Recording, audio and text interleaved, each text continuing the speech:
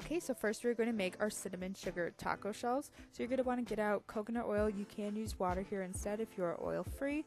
And then you're going to melt that for about 20 seconds.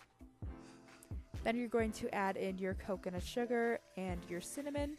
And then you are going to stir that until you get a uniform consistency. Once that's done, you can get out your 6 flour tortillas. You can use corn tortillas here instead, but I prefer to use the flour. And then you're going to evenly coat each side of the tortilla and then place it back into the muffin tin, which is upside down. And you're just going to form a U shape and then like there, and then just set it in. I'm going to show that more extensively in the next clip. And then you're just going to bake that at 350 for 12 to 15 minutes or until they are slightly browned. Next, for the apple pie filling, you're just going to get out 5 to 6 peeled, cored, and sliced apples into a large size bowl.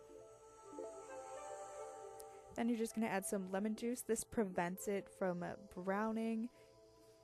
And then just give it a nice toss. Then you're going to add in your spices like cinnamon, nutmeg, ginger, cloves, and rosemary. And then you're just going to add your coconut sugar, your flour, and your water.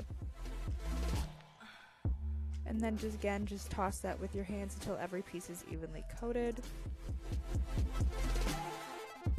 And I show the clip here of where I add rosemary. It just adds a lot more depth to the filling of the flavors, you know?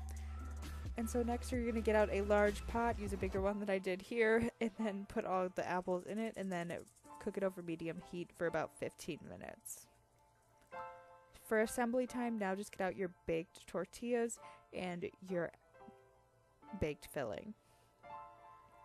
So taking a shell, you're going to add in about 1 to 2 tablespoons of the apple pie filling, and then you can eat it just like this, or you can add on coconut whipped topping if you'd like. Otherwise, you can find the full recipe in the description.